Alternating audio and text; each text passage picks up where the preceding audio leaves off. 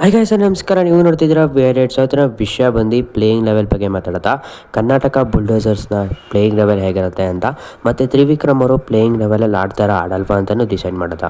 ಬನ್ನಿ ಗೈಸ್, ಮೊದಲು playing level ನೋಡ್ಕೊಬರೋಣ. So ಹಳೆ ಪ್ಲೇಯಿಂಗ್ ಲೆವೆಲ್ ಹೇಗಿತ್ತು ಅಂತ.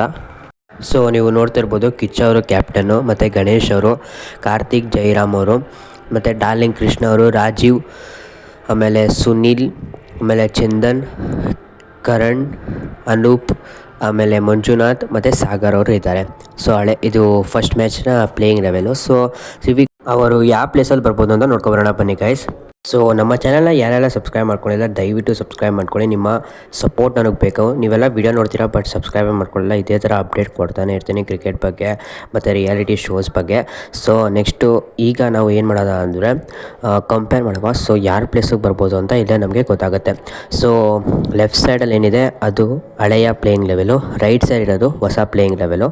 ಸೊ ಹಳೆ ಪ್ಲೇಯಿಂಗ್ ಲೆವೆಲಲ್ಲಿ ಕಿಚ್ಚ ಅವರು ಇರ್ತಾರೆ, ಈ ಕಡೆನೂ ಸಹ ಕಿಚ್ಚ ಅವರು ಇದ್ದಾರೆ. ಸೊ ಈ ಕಡೆ ನೀವು ನೋಡ್ತಿರ್ಬೋದು ಪ್ರದೀಪ್ ಅವರು ಇರ್ತಾರೆ, ಬಟ್ ಆ ಕಡೆ ಪ್ರದೀಪ್ ಅವರು ಇಲ್ಲ. ಸೊ ನನ್ನ ಪ್ರಕಾರ ಸಾಗರ್ ಅವ್ರ ಜಾಗದಲ್ಲಿ ಆಡ್ಬೋದು ತ್ರಿವಿಕ್ರಮ್ ಅವರು. ಸೊ ಲಾಸ್ಟು ಅಲ್ಲಿ ನೀವು ನೋಡ್ತಾ ಇರ್ಬೋದು ನೇಮು ಸಾಗರ್ ಅಂತ. ಸೊ ಅವ್ರ ಬದಲು ಆಡ್ಬೋದು ಅನಿಸುತ್ತೆ.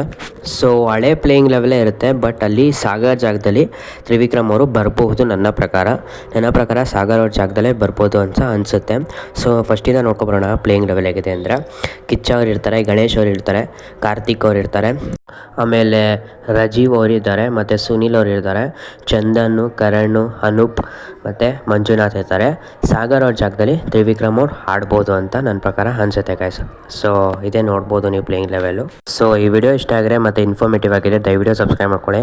ನೀವೆಲ್ಲ ವೀಡಿಯೋನ ಪೂರ್ತಿಯಾಗಿ ನೋಡ್ತೀರಾ ಬಟ್ ಯಾರೂ ಸಬ್ಸ್ಕ್ರೈಬ್ ಮಾಡ್ಕೊಳ್ಳಲ್ಲ. ದಯವಿಟ್ಟು ಸಬ್ಸ್ಕ್ರೈಬ್ ಮಾಡ್ಕೊಳ್ಳಿ. ನಿಮ್ಮ ಫೇವ್ರೇಟ್ ಪ್ಲೇಯರ್ ಯಾರು ಇಲ್ಲಿ ಅಂತ ಕಮೆಂಟ್ ಮಾಡಿ ಗೈಸ್.